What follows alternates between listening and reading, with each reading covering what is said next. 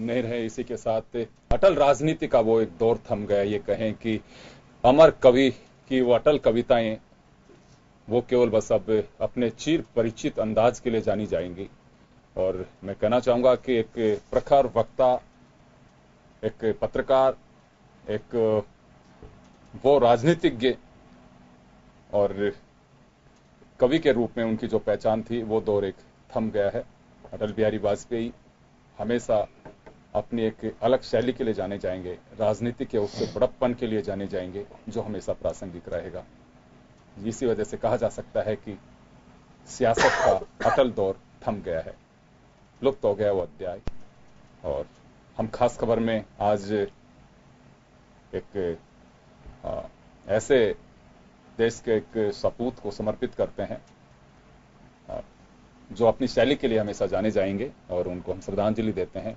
खास खबर में हम आपको दिखाएंगे अटल जी के वो यादगार लम्हे। अटल जी क्या थे, उनकी आवाज जो हमेशा एक अपनी पहचान के लिए जानी जाएगी, और हम आपको दिखाते हैं अटल जी के वो लम्हे। और उसके बाद हमारे पैनलिस्ट से मुखातिब होंगे। हमारा आज एक गैर राजनीतिक ये पूरा पैनल है, जर्नलिस्ट हैं सभी, और अटल जी को हमारे अल्फाज हमारी खास खबर के जरिए हम एक श्रद्धांजलि भी देंगे। तो सुनिए अटल जी का वो दौर क्या था और किस तरह के अल्फाज अटल जी काम में लेते थे। मौत से ठन गई मौत से ठन गई, ये शब्द देश के उस प्रधानमंत्री के मुख से निकले जो हर किसी के दिल में अजीज रहे। अटल बिहारी वाजपेयी की कविता के ये अंश दिखाते हैं कि वे जीवन और मृत्यु को किस कदर देखते थे। अटल जी का जन्म 25 दिसंबर 1924 को ग्वालियर में हुआ। बेहद साधारण परिवार में पैदा हुए अटल बिहारी वाजपेयी ने 3 बार देश के प्रधानमंत्री के तौर पर कमान संभाली। गीत नया गाता हूँ, टूटे हुए तारों से फूटे वासंती स्वर, पत्थर की छाती में उगाया नव अंकुर, झरे सब पीले पात, कोयल की कोक रात, प्राची में अरुणिमा की रेख देख पाता हूँ, गीत नया गाता हूँ, गीत नया गाता हूँ। अटल बिहारी वाजपेयी हिंदी के कवि, पत्रकार और प्रखर वक्ता भी थे।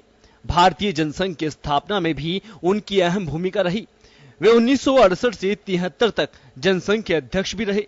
मोरारजी देसाई की सरकार में वे विदेश मंत्री भी रहे। वे पहले ऐसे प्रधानमंत्री रहे जिन्होंने संयुक्त राष्ट्र में हिंदी में भाषण दिया। अटल जी ने प्रधानमंत्री के तौर पर देश को परमाणु परीक्षण कर एक ताकतवर देश बनाया। अमेरिका की धमकियों को भी उन्होंने परवाह नहीं की और राष्ट्र सुरक्षा को सर्वोच्च माना। उन्होंने की देश में सड़कों का जाल विकसित करने के तौर पर स्वर्णिम चतुर्भुज की शुरुआत की।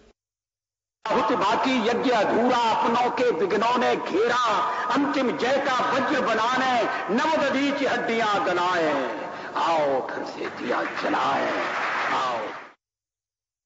अटल बिहारी वाजपेयी को उनके विरोधी भी एक बेहतर इंसान के तौर पर जानते रहे।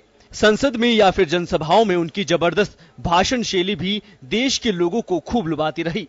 अटल जी सबसे लंबे समय तक सांसद रहे और जवाहरलाल नेहरू और इंदिरा गांधी के साथ सबसे लंबे समय तक गैर कांग्रेसी प्रधानमंत्री भी। वह पहले प्रधानमंत्री थे जिन्होंने गठबंधन सरकार को न केवल स्थायित्व दिया अपितु सफलतापूर्वक संचालित भी किया। ब्यूरो रिपोर्ट, जन टीवी न्यूज। मेरे प्यारे देशवासियों, आजादी की यह 75वीं सालगिरह हमें एक और संकेत देती है कि हम सब मिलकर विकसित भारत के सपनों को साकार करने के लिए जो तो जीतो और परिश्रम करें। हमारा लक्ष्य आकाश की अनंत ऊंचाई हो, पैर धरातल पर हो, दृढ़ विश्वास मन में हो, हाथ से हाथ मिले हो, एकजुट होकर चलने का संकल्प हो, तो निश्चित ही विजय हमारी होगी। जो जितनी जगह पर है, ऊंची जगह पर है, उसे याद रखना चाहिए कि लोग उससे उतनी ही ऊंचे आचरण की उम्मीद रखते हैं। मेरी सरकार ने अनुसूचित जातियों व जनजातियों के लिए सरकारी सेवाओं में आरक्षण अवधि आगामी 10 वर्षों के लिए और बढ़ाई है। उनके लिए सरकारी सेवाओं में पदोन्नति के अवसरों की व्यवस्था को भी सुचारू एवं पुख्ता रूप दिया है। यह आरक्षण कोई दया नहीं है, सामाजिक बराबरी लाने का एक औजार है। ने ये आवाज उठाई, ये सब कांग्रेस के थे जिन्होंने आवाज उठाई कि विदेशी मूल का कोई व्यक्ति राष्ट्रपति या प्रधानमंत्री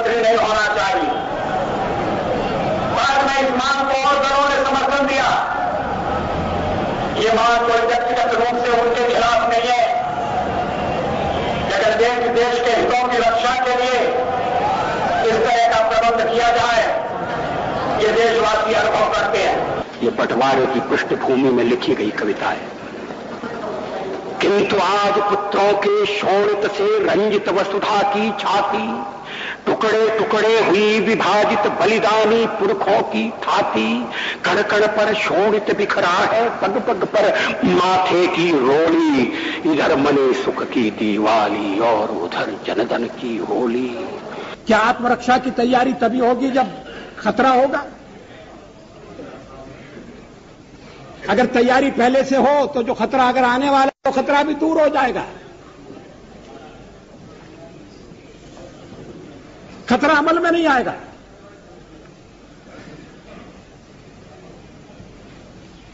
और इसीलिए हमने परमाणु परीक्षण करने का फैसला किया। हमारे कार्यक्रम का अंग है, उसमें लिखा हुआ है।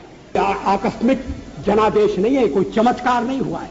हमने मेहनत की, हम लोगों में गए, हमने संघर्ष किया है। पार्टी 365 दिन चलने वाली पार्टी है। ये कोई चुनाव में कुकुर मुक्के की तरह से खड़ी होने वाली पार्टी नहीं। हम अपने देश की सेवा के कार्य में जुटे रहेंगे। हम संख्या बल के सामने सर झुकाते हैं और आपको विश्वास दिलाते हैं कि जो कार्य हमने अपने हाथ में लिया है वो जब तक राष्ट्रीय उद्देश्य पूरा नहीं कर लेंगे तब तक विश्राम से नहीं बैठेंगे, तब तक आराम से नहीं बैठेंगे। तो ये कहा जा सकता है कि राजनीति का वो योद्धा राजनीति में एक अमर पहचान लेकर के वो चले गए हैं। और ये कहा जा सकता है कि एक पत्रकार की कलम थम गई है। राजनीति का वो अटल अध्याय रुक गया है। कविताएं खामोश हो गई है। अमर हो गई वो कविताएं जो अटल थी। तो चलिए हमारे साथ वरिष्ठ पत्रकार महेश शर्मा साहब हैं, श्याम सुंदर शर्मा साहब हैं, ओम सैनी साहब जुड़ रहे हैं और सभी का स्वागत है। मैं महेश जी आपके पास आना चाहूंगा। उनके अल्फाज वो हमेशा जो उनकी एक भाषा, उनकी शैली, व्यंग भी अगर होते थे तो सामने वाले को चुपते नहीं थे। बड़े का उनका एक अनोखा अंदाज था। और ये अक्सर ये बात कही जाती है कि इंसान मरता है, पंच तत्वों में विलीन होता है, लेकिन उसके कर्म हमेशा उसे अमर करते हैं, अटल रखते हैं। शायद अटल जी के साथ ये बात सटीक हो सकती है। देखिए, जहां तक सवाल है उनका जो कवि और साहित्यकार जो पक्ष है वो बहुत ही गहरा और दार्शनिक अंदाज का था। अब आप भी देखिए उनकी जो कविता है कि मृत्यु और जीवन के बाद उन्होंने जो बात कही, तो मृत्यु को वो सामना करने को तैयार हो गए। तो मृत्यु से मैं घबराता नहीं हूँ कभी भी किसी से, लेकिन वो छिपी हुई रहती है। लेकिन जिंदगी के प्रति उन्होंने ये कहा है कि जिंदगी जो है वो एक दो में मतलब कब ये जिंदगी साथ छोड़ दे और किस तरह के वो पल सामने आ जाएं। तो ये जिंदगी, हालांकि आयु में मृत्यु की आयु बहुत छोटी होती है, लेकिन जीवन की आयु जो है उसके मुकाबले में, तो ये जीवन और मृत्यु का जिस तरह से उन्होंने काल के कपाल पर जिस तरह से उन्होंने इस अभिव्यक्ति दी है, तो उन्होंने रार नहीं ठानूंगा वो वाली जो चीज है, ये जो उसमें एक बात ये है। और यही जब उन्होंने कविता के रूप में अपने आप को जब प्रस्तुत किया इस कविता में, और इसी को ध्यान में रखते हुए कि मैं गठबंधन से और किसी भी सरकार को चलाने को तैयार हूं, और लेकिन किसी से रार नहीं ठानूंगा। मतलब जब सत्ता में वो तीसरी बार आए या दूसरी बार जो 13 महीने के लिए या 13 दिन के लिए, एक वोट से तो वो बिल्कुल हारे ही थे पहली बार, और उसके बाद में 13 महीने चली। लेकिन लास्ट में जो है 5 साल तक उन्होंने गठबंधन 96 से 99 तक ये भी एक उनके कालखंड का यादगार रहेगा कि 3 बार उन्होंने प्रधानमंत्री की शपथ। आप इस लाइनों में देख सकते, रार नहीं ठानूंगा। तो ये एक रार नहीं ठानूंगा मतलब क्या है कि सब कुछ साथ लेके चलने की भावना, जो कि आज एक भाजपा का जो नारा लगा है कि सबका साथ सबका विकास, जो है सबका साथ, ये एक उनकी अवधारणा थी। और साथ साथ ही एक ये भी थी अंत्योदय वाली बात, अंत्योदय की जो बात थी वो भी इनकी कविताओं में दर्शित होती है। लेकिन एक कश्मीर के मामले में भी वो कविता जब सुनाते थे तो पूरा मतलब सदन जो है एकदम निशब्द और बड़े उनको सुना करता था। तो उनका जो एक साहित्यकार पक्ष जो था उसका एक आदर करते थे। लोग बाग और जो श्रोता भी हो, चाहे वो नेता हो, चाहे आपके जो अपने साहित्य लोग हो, सब उन्हें मतलब क्या कहते हैं इस मामले में उनके पसंद कर देते। उनका सोच क्या है, कल्पना, एक कविता के प्रति उनकी क्या अवधारणा है, कविता किस तरह से लिखी जाए, समसामयिक विषयों पर की जाए। और यही कारण है कि उन्होंने आपातकाल में भले ही उनको बंद कर दिया गया हो, लेकिन उन्होंने इंदिरा गांधी जब 1971 का जो वार हुआ और उसमें बांग्लादेश को जो अलग किया तो उसमें उन्होंने कहा कि साक्षात दुर्गा है। दुर्गा मतलब अपने आप में ही मतलब क्या होता है इतना बड़ा प्रतीक है। तो ये कहा जा सकता है कि एक अटल सियासत कही जा सकती है इसको, कि वो दौर जो एक था बड़प्पन का। देखिए ये वो मैं एक अलग चीज इसमें देख रहा हूं कि ये ईश्वर को की मर्जी कह सकते हैं कि एक ऐसा कालखंड जो 3 दिग्गज हमारे पिछले कुछ ही दिनों में काल का ग्रास बन गए और मौत में समा गए, चाहे वो सोमनाथ दा हो या फिर करुणानिधि हो या अटल बिहारी वाजपेयी हो। देखिए करुणानिधि का भी ये कहना पड़ेगा कि जब जिस दौर में धर्म को राजनीति से जोड़ा जा रहा था, जाति को राजनीति से जोड़ा जा रहा था, लेकिन उसके खिलाफ वो लड़ते रहे और उसको कभी अपना आधार नहीं बनाया कि उन्होंने रखा कि धन को राजनीति से नहीं जोड़ना चाहिए, नुकसान हो चाहे कुछ भी हो। क्योंकि एक आस्था मुझे लगता है किसी भी प्रदेश में हो सकती है, लेकिन करुणानिधि ने उसे नहीं। इसी तरह से अटल बिहारी वाजपेयी का मैं जब सुन रहा था कि दृढ़ विश्वास मन में होना चाहिए और पांव धरा पे हो, लक्ष्य आसमान में हो, अटूट विश्वास हो तो निश्चित रूप से जीत मिलती है। और उन जब परमाणु परीक्षण की जब बात संसद को संबोधित कर रहे थे, उस दौरान के भी उनके कई अल्फाज ऐसे हैं। या फिर बात करें जब वो बहुमत हासिल नहीं कर पाए थे, तो भी उन्होंने कहा कि संख्या बल के आधार पर चलता है, लेकिन संख्या बल हमारा मनोबल नहीं तोड़ सकता।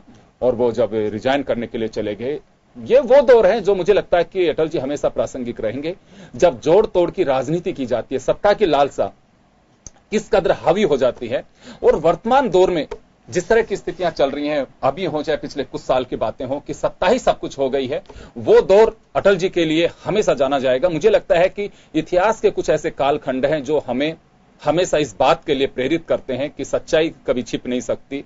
आपका अगर दृढ़ विश्वास है, राजनीति की नैतिकता का अगर पतन कहीं होता है तो उसे रोका जाना चाहिए। शायद अटल बिहारी वाजपेयी इस बात के लिए जाने जाएंगे। और वो जैसे अभी महेश जी जिक्र कर रहे थे मृत्यु को लेकर के भी, तो उन्होंने कहा था मैं जी भर जिया, आज उनके सटीक बैठती है उनकी ये बात, मैं जी भर जिया, मैं मन से मरूं, यानी कि मैं जी भर जिया, मैं मन से मरूं, लौट कर आऊंगा, कूच करने से क्यों डरूं। निश्चित अटल जी वापस आएंगे। और आज जब भी कभी इतिहास के पन्नों को बदला जाएगा, संसद की परंपराओं का निर्वहन की अगर कहीं बात आएगी, तो चंद लोगों में से अटल बिहारी वाजपेयी भी याद किए जाएंगे। वो चाहे विदेश मुद्दों पे हो, यूएनओ में वो एक ऐसा अवसर था कि जब उन्होंने हिंदी में भाषण दिया, मोरारजी देसाई की सरकार के वक्त जब वो विदेश मंत्री 1977 में बने थे, और यूएन में जब उन्होंने हिंदी में स्पीच दिया, तो वो एक जानकार लोग कहते हैं कि पहला अवसर था कि लोग अपनी कुर्सी को छोड़ने को मजबूर हुए और खड़े होकर के उन्होंने तालियों की जो गड़गड़ाहट थी, मुझे लगता है कि योगेंद्र जी तो आपको बीच में ये और बताना चाहता हूँ कि जिस आपने जो पंक्तियां पढ़ी है उसमें को मैं फिर से लौटूंगा। ये हिंदू संस्कृति और हिंदू दार्शनिक जो चीज है कि पुनर्जन्म का जो सिद्धांत है हमारे वैदिक संस्कृति के अंदर, तो ये उसका भी द्योतक है। तो कहीं ना कहीं उनकी कविता दर्शन जो उनका था, दर्शन, भारतीय दर्शन संस्कृति की झलक के साथ साथ ही जो वर्तमान में संघर्ष और जो मतलब जो मौजूदा स्थितियां हैं, जो कश्मीर को लेकर के उन्होंने जो बात है 370 का जो हमेशा सदैव विरोध करते रहे, हालांकि वो 370 को अपने कार्यकाल में हटा नहीं पाए, लेकिन फिर भी जो उनका जो एक व्यक्तित्व था और जिससे वो मतलब सबको एक अपने और आकर्षित कर लेते थे, तो उसने राजनीति को भी मतलब इस तरह से मतलब कि भारतीय संस्कृति और हमारी दार्शनिकता के अंदाज पे चलाया, सबका साथ सबका विकास। तो यही वजह है कि सार गर्भित उनके भाषण, उनकी कविताएं वो कुछ छोड़ती थी, एक मैसेज देती थी, उनका एक विजन था। और यही वजह है कि 25 दिसंबर को गुड गवर्नेंस डे के रूप में भी उनके जन्मदिन को मनाया जाता है। चले, श्याम सुंदर शर्मा साहब वरिष्ठ पत्रकार हमारे साथ में हैं। श्याम जी, बहुत सारी ऐसी सभाओं का अवसर मिला जिसमें कवरेज करने का भी एक वक्त चला। मुझे ध्यान नहीं है कि आप लोग काफी सीनियर हैं कि कोई ऐसा राजनीति का योद्धा रहा होगा जिसकी कैसेट ब्लैक में बिकी हो। देखिए योगेंद्र जी, जिस प्रकार से अटल बिहारी वाजपेयी का व्यक्तित्व था, वो कवि भी थे, पत्रकार भी थे, साहित्यकार भी थे और राजनीति के मजे में भी थे। वो हर जगह जाते थे, अपनी छाप छोड़ के आते थे, तो बात नहीं थी। एक आगरा जिले के बटेश्वर गांव में उनका परिवार रहता था। उसके बाद उनके पिता ग्वालियर रियासत में शिक्षक थे और उनके नाते वो शिक्षक परिवार में जो उनका जन्म हुआ। और वो जिस प्रकार से उन्होंने पढ़ाई की, पहले उन्होंने पढ़ाई की ग्वालियर में, उसके बाद कानपुर में उन्होंने एमए किया राजनीतिक शास्त्र से, फिर पिता के साथ उन्होंने एलएलबी किया। एक उनके पास जिस प्रकार का जो मैं देखता हूं कि उनका राजस्थान से नाता काफी रहा, राजस्थान आते भी रहे। हमारा भी मौका, जब वो प्रतिपक्ष के नेता के रूप में अजमेर आए थे, तो मेरे को सीधे तौर पर बातचीत करने का उनसे मौका मिला। तो बहुत सरलता से बोलते थे, बहुत अच्छी बातें कहते थे और कहते थे कि ये मैं रहूं न रहूं, लेकिन ये देश रहेगा, देश के लिए जो कुछ करना है इसके लिए कीजिएगा। तो उनमें बहुत सरलता थी। मैं रामनिवास बाग में, महेश जी को भी पता होगा कि जो एक सभा थी लास्ट में थी, जो वो कह रहे थे कि मैं अपना दिल का टुकड़ा आपको राजस्थान को दे रहा हूँ, जिसमें कि वसुंधरा राजे निश्चित रूप से उनके बहुत करीबी रही। वो उनके यहाँ पर राज्य मंत्री भी रही, सांसद भी रही, तो बहुत तरीके से उन्होंने उनसे सीखा। ये बात सही है। हमारे भैरू सिंह शेखावत और वो और अडवाणी जी, तीनों नेता, एक बहुत ही नजदीकीपन उनको देखा जाता था।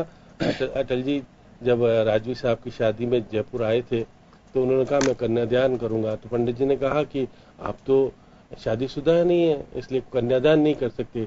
तो उन्होंने कहा कि मैं ब्राह्मण हूँ और ब्राह्मण होने के नाते मैं अपनी बेटी का कन्यादान कर सकता हूँ। तो उन्होंने निश्चित रूप से भैरू सिंह शेखावत, सूरज कंवर के बीच में खड़े होकर कन्यादान किया और रहे। वो जब यहाँ शिवचंद माथुर चीफ मिनिस्टर हुआ करते थे, उन्होंने उनका जो स्वागत सत्कार किया, विपक्ष के रूप में आए थे, तो उनका स्वागत सत्कार सब लोग करते थे। आज मैं सुन रहा था हमारे यहाँ के पूर्व मुख्यमंत्री अशोक गहलोत को भी, कि मैं जब भी संकट में होता था, दिल्ली जाता था, तो मुझे निश्चित रूप से निराश होकर के राजस्थान नहीं आना पड़ता था। इस नाते से हमारे यहाँ जो भी कहे कि अटल बिहारी वाजपेयी के अखबार में जिसमें काम करते थे वो संपादक रहे।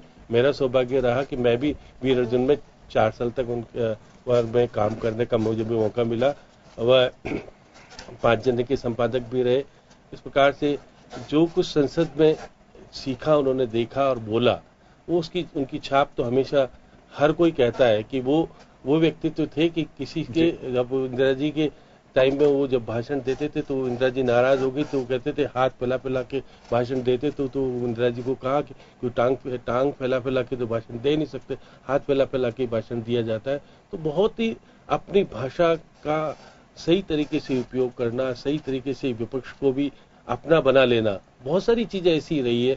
राजस्थान से उनका नाता खूब रहा, क्योंकि उन्होंने प्रधानमंत्री काल में यही पोखरण है जिसमें कि 5 परमाणु बम विस्फोट करके 11 और 13 को जो हुआ, तो वो एक, और यहाँ पर प्रधानमंत्री के लास्ट में जब रात को जब यहाँ बारिश हो गई थी, तेज लौट रहे थे, तो बहरोड में उन्होंने अपना जन्मदिन बनाया। रोहित ब्राह्मण जो संभागीय आयुक्त थे, वो कह रहे थे साहब आज क्योंकि 25 दिसंबर है, वो बनाने थे, अब बड़ा दिन बनाने की बात करें तो उन्होंने वहाँ केक काटा और इस प्रकार से बहुत सारी, वो भी अलवर का मिल केक काटा। तो ये बहुत सारी चीजें हमारे यहाँ, क्योंकि राजस्थान से उनका नाता इसलिए रहा कि बहुत सारी चीजें जुड़ी। वो विदेश मंत्री होने के नाते तो दरगाह गए और वहां पर उन्होंने पासपोर्ट का जो ऑफिस खोलने का भी घोषणा की थी, वो खुला पहले। और विदेश, बाकी वो प्रधानमंत्री के रूप में दरगाह नहीं जा पाए, पुष्कर तो जा पाए। लेकिन ये बात सही कहा जा सकती है कि वो जिस प्रकार का छाप राजनीतिक लोगों को दे गए, उसको अनुसरण करने की अब जरूरत है। केवल बोलने से काम नहीं चलेगा। आपके प्रधानमंत्री जी कहते तो हैं, लेकिन उनका अनुसरण करने की जरूरत है। यही एक बड़ी वजह है कि उन्होंने एक, जैसे हम देख भी रहे हैं कि राजनीति का एक अटल अध्याय थम गया है। मैं कहना चाहूंगा कि सियासत में वो दौर जब सत्ता की लालसा के लिए लाट टपकती हो, एक एक सरकार को बचाने के लिए किस तरह से मर्यादा को तार-तार कर दिया जाता है। और ये कहा जाता है कि अगर शीर्ष लीडरशिप कुछ कहेगी तो नीचे एक मैसेज जाता है। 2002 गुजरात दंगों के दौरान उन्होंने यही वजह थी कि कहा कि राजधर्म का पालन नहीं हुआ। ये को राजनीति का बड़प्पन कह सकते हैं कि जिनके लिए नैतिकता पहले और सत्ता की कुर्सी बाद में रही। चलिए, वरिष्ठ पत्रकार ओम सैनी साहब हमारे साथ जुड़े हैं, जिनका एक लंबा एक्सपीरियंस और कई बार अटल जी को कवर भी किया उन्होंने। किस तरह से देखते हैं अटल जी के कार्यकाल, उनका दौर? जैसे हम देख भी रहे हैं कि एक राजनीति का एक अटल अध्याय थमसा गया है। देखिए, भारतीय राजनीति में जनसंघ और जनता पार्टी, ये जो समन्वय बना जनता पार्टी के साथ में, उसमें अटल जी जिनको रिप्रेजेंट करते थे वो जनसंघ हुआ करती थी। और जब राजस्थान में जनता पार्टी बहुमत में आई और यहाँ पर जब मुख्यमंत्री चयन का सिलसिला बना, तो दिल्ली से 3 लोग आए थे, मुझे याद है ठीक से, और लक्ष्मी विलास होटल में हम उनके साथ में बैठे थे, और अटल जी थे और विजय राजे सिंधिया थी और अडवाणी जी थे, और फैसला करना था कि मुख्यमंत्री कौन बने। तो मैं देखा करता था कि भारतीय जनता पार्टी जब नहीं बनी थी और जनसंघ का जब सिलसिला था, तो उसके अंदर एक तो नरमपंथी हुआ करते थे और एक कट्टरपंथी हुआ करते थे। कट्टरपंथी हम दीक्षित जनसंघ के लोगों को कहते थे, जिनकी आरएसएस के साथ में जैसे सामंजस्य था उसके हिसाब से, और नरमपंथी वो थे जो धर्मनिरपेक्षता और वो जो सारे सिलसिले हैं जो भारतीय संविधान के प्रस्तावना में दर्ज है, उनमें जिनकी आस्था हुआ करती थी। तो ऐसी स्थिति में राजस्थान में ये सिलसिला बना कि चीफ मिनिस्टर कौन बने, तो सबसे पहले तो गुमान मल जी लोढ़ा, जो उस वक्त जनसंघ दल के नेता हुआ करते थे, उन्होंने बड़ा अपने आप को पेश किया, लेकिन उनकी जो इमरजेंसी के दौरान विधानसभा में आके जो भाषण उन्होंने दिया था, उससे स्थापित हुआ कि तो बिल्कुल अपने आप को प्रजातंत्र की बात करते हुए मिसेस गांधी के गीत जैसे गा रहे थे, उनसे उनका तो हो गया खत्म। लेकिन जो दूसरे नेता थे वो ललित किशोर चतुर्वेदी थे, जो चाहते थे कि राजस्थान का मुख्यमंत्री तो उन्हें हासिल हो, और दूसरी तरफ भैरव सिंह शेखावत थे, जो उदार पर्सनैलिटी के रूप में विख्यात थे, और उनके प्रशंसकों में आज भी जीवित हैं हरिशंकर भावड़ा थे, जो चाहते थे कि इनका हो। तो 2 धड़े बने हुए थे, एक धड़ा था जो ललित किशोर चतुर्वेदी को कर रहा था, और दूसरा धड़ा था जो भैरव सिंह शेखावत को कर रहा था। सौभाग्य से, संयोग से मैं बिल्कुल वहीं बैठा हुआ था आगे, जहाँ पर अटल जी और विजय राजे सिंधिया और ये सब बैठे हुए थे। इस तरह की बंदिशें नहीं हुआ करती जैसे आजकल हम देखते हैं कि राजनेता जब आते हैं तो किस तरीके से चारों तरफ से चाक चौबंद हो जाते हैं, कैसी वो बंदिशों के साथ में रहते हैं। बड़ा डेमोक्रेटिक सारा सिलसिला था, ओपन ये तय हो रहा था, माइक लगा हुआ था जिसमें नाम प्रस्तावित करना था। तो मैंने देखा कि 2 लोग एक साथ माइक पे झपटे, एक तरफ हरिशंकर भावड़ा और दूसरी ओर ललित किशोर चतुर्वेदी, जो नाम प्रस्तावित करना चाहते थे। तो हरिशंकर भावड़ा तो माइक हासिल करने में वो रहे और उन्होंने नाम प्रस्तावित किया भैरव सिंह शेखावत का। जब नाम प्रस्तावित हो गया तो उसके बाद में विरोध का सिलसिला नहीं होता। इस तरह का एक सीन बना हुआ था, क्योंकि भारतीय जनता पार्टी के अंदर जो सारे घटक बने हुए थे, उसमें बड़ा प्रभावशाली नेतृत्व भैरव सिंह शेखावत का था। वो घोषणा जब जिस तरीके से मंद मंद मुस्कुराए थे अटल जी, लेकिन वो डेमोक्रेसी मुझे नजर आई। अगर वो चाहते तो ललित किशोर चतुर्वेदी का नाम प्रस्तावित करने के लिए मौका दे सकते थे। तो ये तो बहुत बेहतर हुआ, भैरव सिंह जी का नाम जब आ गया है तो बस मेरा ख्याल है कि इन्हीं को हमें स्वीकार करना चाहिए। यानी कि इनडायरेक्टली उन्होंने संकेत दिया कि यही श्रेष्ठ आदमी है। और वो मैंने देखा यहाँ पर कि किस तरीके से भैरव सिंह शेखावत राजस्थान के मुख्यमंत्री बने, और उसको सहमति दी विजय राजा सिंधिया ने भी और अटल जी ने। और साथ साथ में एक बात और देखी मैंने, मेरे को ये बात सदाशिव राव जो हमारे राजस्थान पत्रिका में हुआ करते थे, वो अटल जी के बाल सखाओं में से थे, जिन्होंने संघ को साथ साथ में जिया और ग्वालियर के अंदर सारा जिंदगी उन्होंने गुजारी। उनका जो सोचना समझना था वो भी यही था कि अटल जी कैसे हैं और कैसे नहीं है। और हमने देखा कि हमारे बीच में सदाशिव जी जब रहे तो ये हमें कभी संकट ही पैदा नहीं हुआ कि वो संघ दीक्षित हैं या संघ से परे हैं। और एक डेमोक्रेटिक पत्रकार के रूप में जैसे सदाशिव जी रहे, बिल्कुल अटल जी के साथ में वैसा ही संबंध रहा। मैं समझता हूँ कि जैसा डेमोक्रेटिक इंस्टीट्यूशंस की रेस्पेक्ट अटल जी ने सारी अपने कमिटमेंट के बावजूद, अपने प्रतिबद्धताओं के बावजूद, जिस राजधर्म की बात अभी श्याम जी बोल रहे थे वही मैं बोल रहा हूँ या आप बोल रहे थे, सच है कि उन्होंने किसी भी हालत में उन इंस्टीट्यूशंस को बर्बाद नहीं होने दिया। 5 साल के अपने शासन में भी उन्होंने उन इंस्टीट्यूशंस को बरकरार रखा और नाइत्तेफाकियों को सम्मान दिया, नाइत्तेफाकियों को बोलने दिया, आगे आने दिया। ये नहीं कि सरेंडर कर दिया, मुकाबला किया उनका, लेकिन डेमोक्रेटिक तरीके से। ये मेरा ख्याल है कि आज सबसे बड़ा यही एक लेसन है, एक ख्याल है जिसको कि मेरा ख्याल है कि वर्तमान शासन में भी रहना चाहिए। मुझे लग ये रहा है कि विभिन्न राज्यों में और केंद्र में जिस तरीके से डेमोक्रेटिक इंस्टीट्यूशंस के साथ में एक दूरियां बन रही हैं, उनकी स्वायत्ता जैसे नष्ट हो रही है, इंडिविजुअल्स को जिस तरीके से अलग किया जा रहा है, ये ठीक नहीं। और ये मेरा ख्याल है कि आज अटल जी को सबसे बड़ी श्रद्धांजलि हो कि हम उन इंस्टीट्यूशंस को वापस जीवित रखें, उन इंडिविजुअल्स को सम्मान दें जो हमारे हमसे ना इत्तेफाकी रखते हैं। ये अटल जी के लिए सबसे बड़ी श्रद्धांजलि हमारी हो सकती है। जी, अटल बिहारी वाजपेयी और लाल कृष्ण आडवाणी दोनों की एक ऐसी जोड़ी रही राजनीति में बीजेपी के लिए कि कार्यकर्ता पूरे दिल से कहा करते थे कि अटल आडवाणी कमल निशान मांग रहा है हिंदुस्तान। वो कि पार्टी की एक तस्वीर अटल और आडवाणी में दिखती थी, कमल का निशान उनके साथ में था। ये जो चैप्टर था 2013 में गोवा में जब भाजपा की राष्ट्रीय कार्य समिति की बैठक हुई तो वो अध्याय खत्म हुआ था। वहीं से एक नया अध्याय लिखना शुरू हुआ, मोदी युग का आगाज। और राजनीति का अपना अपना एक सिस्टम होता है, आइडियोलॉजी होती है कि आप किस दिशा में जाते हैं, कौन से हवा आप चुनते हैं। वो एक अपना एक अध्याय शुरू हुआ, देश की राजनीति का एक नया दौर कह सकते हैं, एक नया मोड़ कह सकते हैं। वो नरेंद्र मोदी के साथ में जुड़ गया है। लेकिन फिर भी मैं कहना चाहूंगा कि इसमें कोई संदेह नहीं है कि भाजपा को इतने संघर्ष के बावजूद भी अटल जी कभी क्लियर मेजोरिटी नहीं दिला पाए। नया युग का जब आगाज हुआ तो नरेंद्र मोदी ये करिश्मा करके दिखाए। लेकिन फिर भी राजनीति के उस बड़प्पन के लिए अटल बिहारी वाजपेयी हमेशा जाने जाएंगे, नैतिक मूल्यों के लिए जाने जाएंगे। सत्ता उनके लिए सब कुछ नहीं थी। अगर वो चाहते तो जब वो एक वोट से सरकार गिरी थी उस वक्त भी सरकार बचा सकते थे, क्योंकि उनके पास में स्पीकर के वोट का अधिकार होता था और चाहते तो बाल योगी के वोट को काम भी ले सकते थे। लेकिन अब बाल योगी को उन्होंने इजाजत अपनी तरफ से पार्टी स्तर पे दी और ना ही कभी उन्होंने इस बात को स्वीकार किया। और उनका जो आखिरी भाषण था, जंटू पे आप सुन भी रहे थे, उनमें आप देख सकते हैं कि किस तरह का बड़प्पन, उनके बॉल किस तरह के थे। राजनीति में जब भी आज कहा जाता है कि सत्ता की कुर्सी पे जब आप होते हैं तो जवाबदेही से बच जाते हैं, आप हाउस को अटेंड नहीं करते हैं। ये वो लोग थे, चाहे अटल बिहारी वाजपेयी हो, चाहे लाल कृष्ण आडवाणी है या भैरव सिंह शेखावत हो, हाउस अगर चलता है तो उनकी उपस्थिति पूरी तरह से देखी जाती थी। योगेन जी एक बात और जोड़ना चाहते हैं, इस पे बहुत महत्वपूर्ण है, जिसकी जगह आज चर्चा नहीं होगी तो फिर कभी शायद मौका नहीं मिले।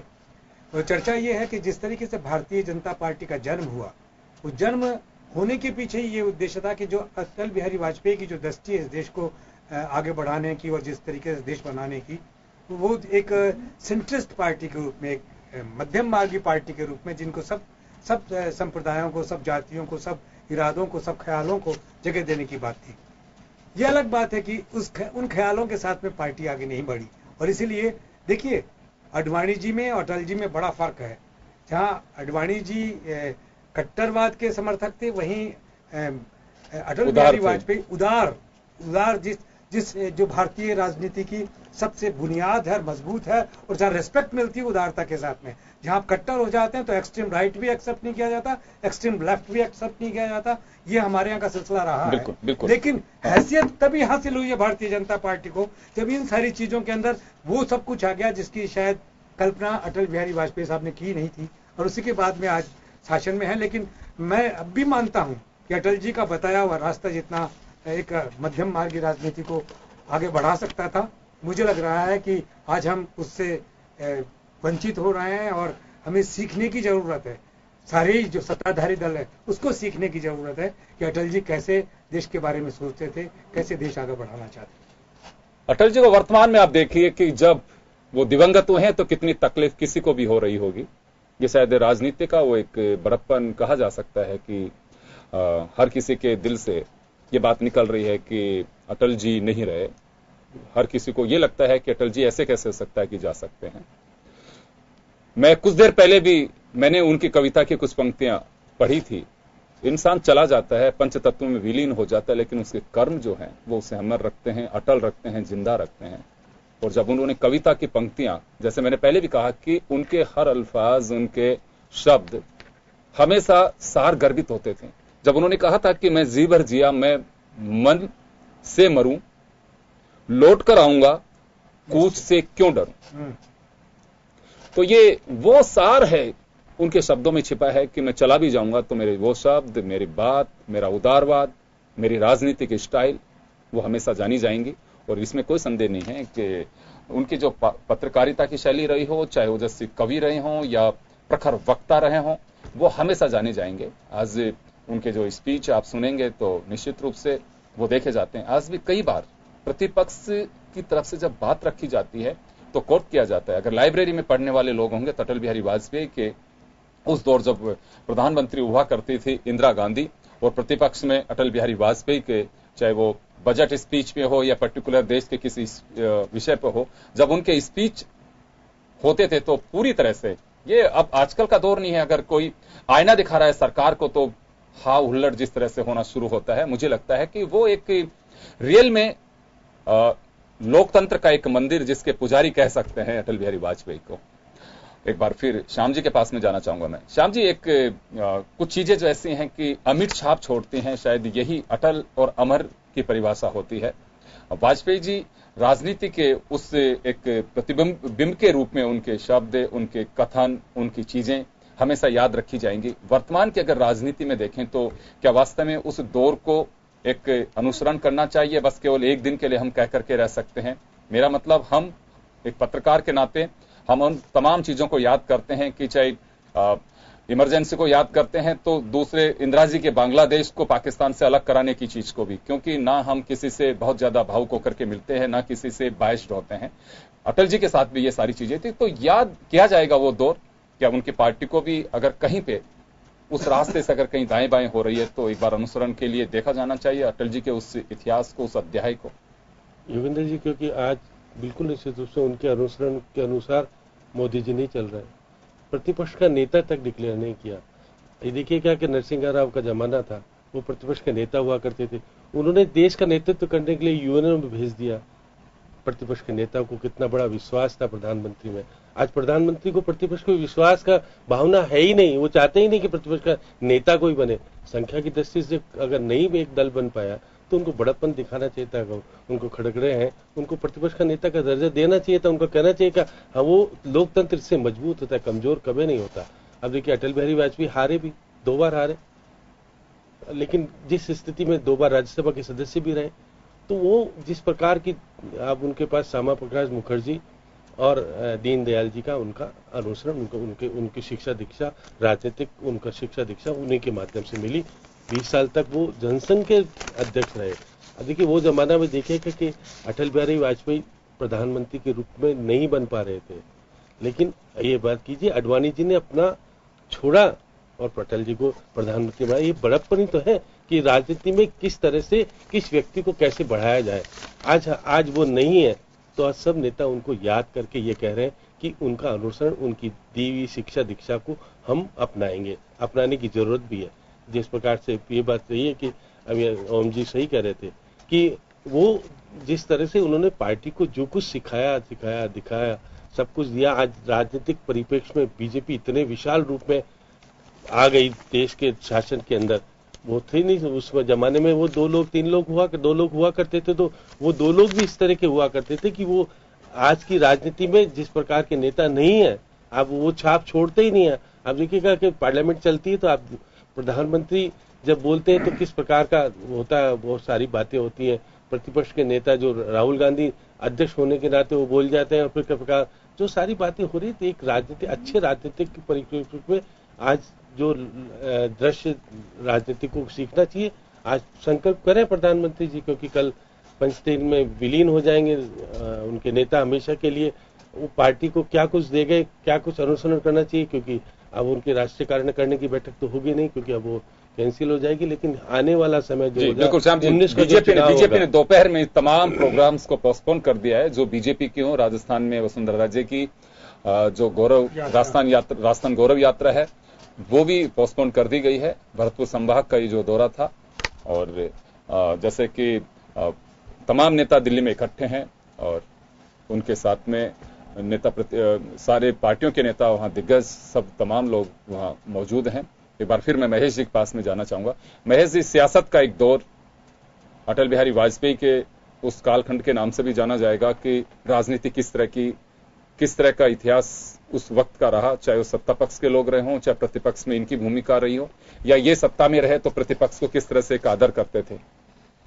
देखिए, जहां तक ये प्रतिपक्ष में भी रहे तो वो है कि सत्तारूढ़ दल की कई योजनाएं और जो घोषणाएं हुआ करती थी तो उनको वे खुले दिल से समर्थन भी देते थे। चाहे वो मतलब पाकिस्तान के साथ युद्ध का मामला हो, बांग्लादेश का बनना हो, ये सारी जो चीज़ें हैं जहाँ उनको विरोध करना चाहिए था, उन्होंने समय पे उसका विरोध किया, चाहे वो आपातकाल की स्थिति को ले लीजिए या उसके बाद के कालखंड को ले लीजिए।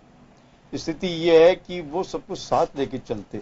असली जो भावना जो आज मूल मंत्र जो सबका साथ, सबका विकास, सबका विश्वास, तो वो जो सबका साथ था, आज ये है कि वो एनडीए का गठन करने में किसकी भूमिका रही है? वो एनडीए का गठन करने में भी उनकी बड़ी भूमिका रही है। और आज स्थिति ये है कि एनडीए का विघटन की तरफ जा रहा है। चाहे जनता दल जो है आपके दो खंडों में बढ़ गया, एक नीतीश गुट बन गया, एक वो शरद यादव निकल करके दूसरी तरफ चले गए।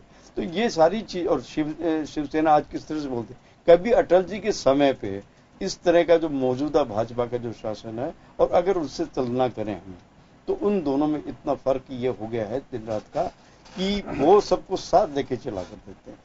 चाहे वो अमेरिका के साथ उनके संबंध को हो, या उस समय अमेरिका से जो परमाणु विस्फोट के बाद जो हमारे संबंध जो बिगड़े थे, उन सब चीजों को साथ लेकर के वो किसके चलते थे, और अपनी बात को वो थोपते नहीं थे, बल्कि सहमति बना करके फिर उसको क्रियान्वित करने में उनका एक अलग ही तरीका था, जिसे वो मतलब इस राजनीति में सामंजस्य, उदारवाद ये होना चाहिए। बड़ा दल का मतलब है, बड़ा दल होने का मतलब है कि आपका दिल भी वैसा उदार होना चाहिए। ये उन्होंने इस परंपरा को कायम किया था। आज ये जब जो जिस तरह का है कि वो बेशक उनकी बात कह सकते हैं, ममता और जया जो दो ऐसे फैक्टर थे जिस दौरान ये मतलब हमेशा मतलब क्या कहते हैं उनकी सरकार को बड़ा हमेशा खतरा सा मंडराता था। और एक बार तो मतलब जया AIADMK की वजह से मतलब सत्ता भी खोनी पड़ी है, तो उन्होंने खो दी, कोई दिक्कत नहीं।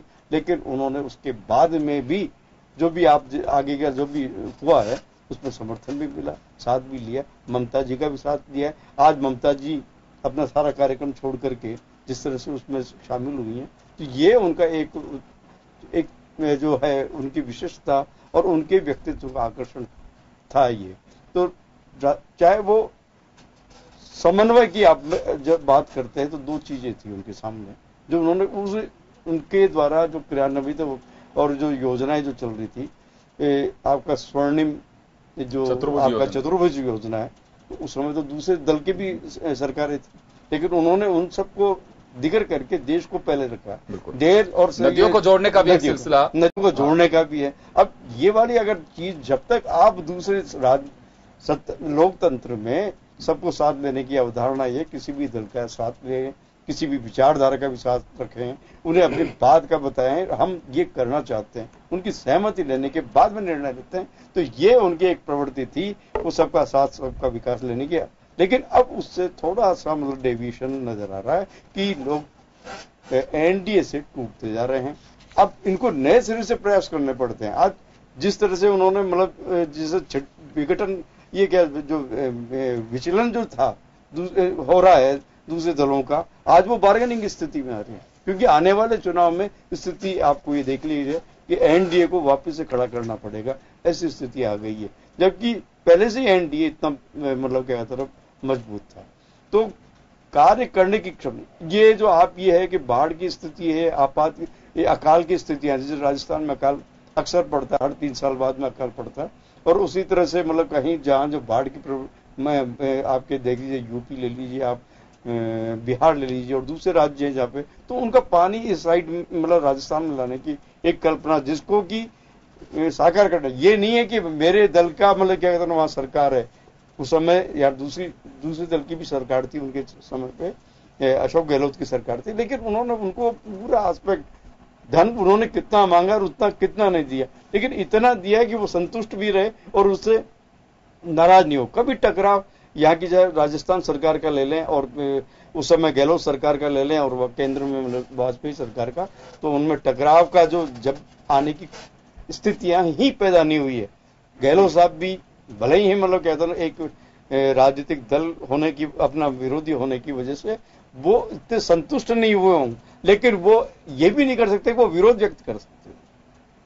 एक चीज, दूसरा उन्होंने अपने ही दल के जो मोदी आपके गुजरात सरकार का उस दौरान जो दंगे हुए थे, उस दौरान में अपने ही दल के मुख्यमंत्री को मतलब क्या कहते हैं उन्होंने, जिस तरह से कहते हैं, राजधर्म की एक ये सबसे बड़ी अपने दल के लोगों को जहां गलती करते हैं उनको सही चीज से अवगत कराना, उन्हें दिशा निर्देश देना, और अगर वो कोई गलत काम कर रहा था तो उसकी निंदा आलोचना करना, ये उनके एक प्रखर नेतृत्व की एक कुशलता कह सकते हैं जो ये इसमें इस्तेमाल किया करते। तो कई चीजें हैं कि मृत्यु अटल होती है और अटल मृत्यु कही जा सकती है ये।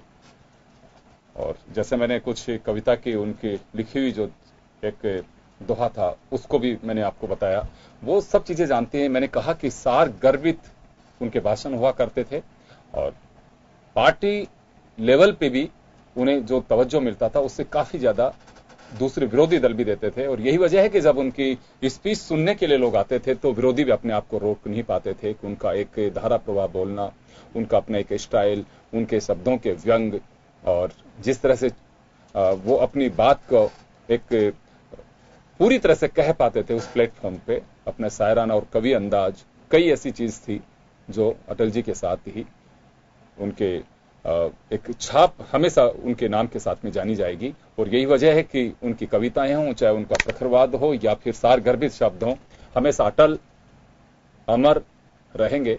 और इस पैनल की ओर से उन्हें हम श्रद्धांजलि देते हैं। एक वरिष्ठ पत्रकार वो रहे हैं, एक संपादक रहे हैं, एक प्रखर वक्ता रहे हैं, एक बहुत ही अच्छे कह सकते हैं कि पॉलिटिशियन रहे हैं, एक पार्लियामेंट्री अफेयर्स को लेकर के जिस तरह से उनकी चर्चा रही है, निश्चित रूप से हमेशा अटल जी प्रासंगिक रहेंगे, जाने जाएंगे। और उनका अनुसरण अगर राजनीतिक दल कर पाएंगे, उनकी पार्टी अगर उन्हें फॉलो कर पाएगी, तो मुझे लगता है कि जो मूल्य हैं राजनीति के वो बने रह पाएंगे। और शायद यही वजह है कि राजनीति के मूल्यों का अगर पतन कहीं पे हो रहा है तो उस पर ऐसे ही जो लोग हैं उनको पढ़ना चाहिए, सुनना चाहिए कि वास्तव में किस तरह का दौर था वो। तो चलिए मैं यही कहना चाहूंगा कि खास खबर आज की जो थी, हमारे पैनलिस्ट सारे जर्नलिस्ट ने उन्हें एक तरह से अपने शब्दों के जरिए एक श्रद्धांजलि और अपना एक स्मरण जो है वो लम्हे हमने याद किया अटल बिहारी वाजपेयी के। और खास खबर में बस इतना ही, दीजिए इजाजत, नमस्कार।